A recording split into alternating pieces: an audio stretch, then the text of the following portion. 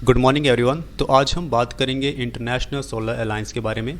ये एकमात्र ऐसी ऑर्गेनाइजेशन है जो सिर्फ सोलर एनर्जी, सौर ऊर्जा को जनरेट करने पे फोकस करती है।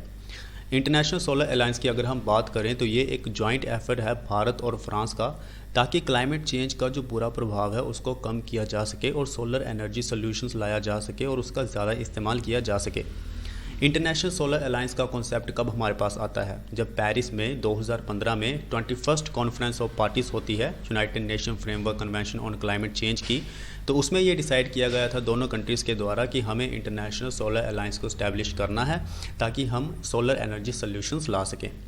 The International Solar Alliance was conceived as a joint effort by India and France to mobilize efforts against climate change through the deployment of solar energy solutions.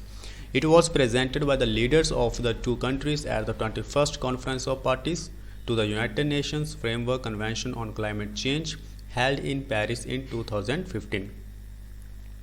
International Solar Alliance is a coalition of solar resource-rich countries lying fully or partially between the Tropic of Cancer and the Tropic of Capricorn to specifically address energy needs by the harnessing solar energy. तो international Solar alliance जो है वो उन देशों के ऊपर focus करता है जो देश ट्रॉपिक ऑफ कैंसर और ट्रॉपिक ऑफ कैप्रिकॉर्न के बीच में आते हैं या पार्शियली आते हैं या फुली आते हैं, उन पे ज़्यादा फोकस किया जाता है क्योंकि वहाँ पे सनलाइट ज़्यादा होती है, तो यानी कि वहाँ पे हम सूरज की जो एनर्जी है उसको ज़्यादा एक्सट्रैक्ट कर सकते हैं।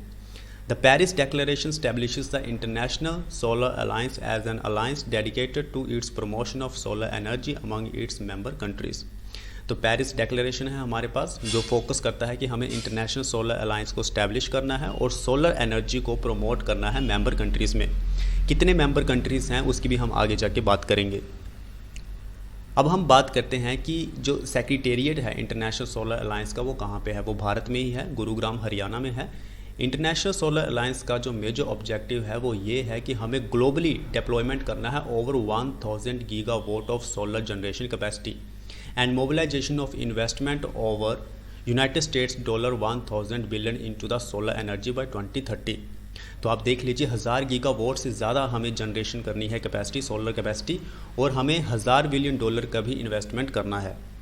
The International Solar Alliance envisions to enable the full ecosystem for availability and deployment of technology, economic resources, development of storage, technology, mass manufacturing and innovation। तो इन सब चीज़ों पे भी फोकस करता है इंटरनेशनल सोलर अलायंस ताकि हम ऐसी टेक्नोलॉजी का इस्तेमाल करें, इकोनॉमिक रिसोर्सेज का इस्तेमाल करें, डेवलपमेंट करें, ऐसी टेक्नोलॉजी का नई इनोवेशन लेके आए जा सके ताकि हम सोलर एनर्जी को ज़्यादा से ज़्यादा इस्तेमाल कर सकें।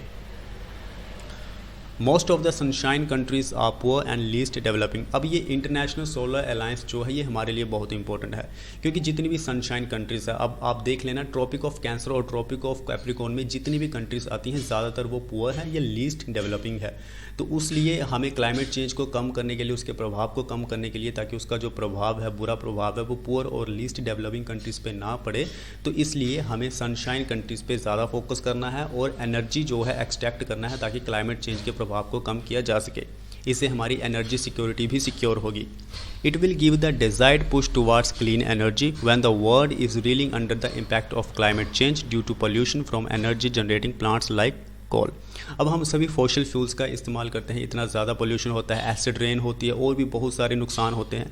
तो हम एक जो हमारा टारगेट है कि हमें क्लीन एनर्जी को अचीव करना है, वो भी हम अचीव कर सकते हैं इंटरनेशनल सोलर अलायंस से। अब हम बात करते हैं कि इंटरनेशनल सोलर अलायंस में लगभग कितनी कंट्रीज़ हैं। तो 106 कंट्रीज़ हैं इसमें। 106 कंट्रीज़ ने साइन कर दिया है International Solar Alliance framework agreement. 106 country में से 86 जो कंट्रीज़ हैं उन्होंने साइन भी किया है और रेटिफाई भी किया है International Solar Alliance framework agreement को। All member states of the United Nations are eligible to join the International Solar Alliance. तो ध्यान रखिए जितनी भी कंट्रीज़ हैं यूनाइटेड नेशंस की जो मेंबर हैं कंट्रीज़, वो एलिजिबल हैं इंटरनेशनल सोलर अलायंस को ज्वाइन करने के लिए। The United nation general assembly की अगर बात करें तो वो ऑब्जर्वर स्टेटस रखता है अपने पास इंटरनेशनल सोलर अलायंस में, यानी कि यूनाइटेड नेशन जनरल असेंबली जो है उसके पास ऑब्जर्वर स्टेटस है, इंटरनेशनल सोलर अलायंस में वो मेंबर नहीं है। तो यही था इंटरनेशनल सोलर अलायंस के बारे में जो हमने बेसिक जानकारी डिस्कस की।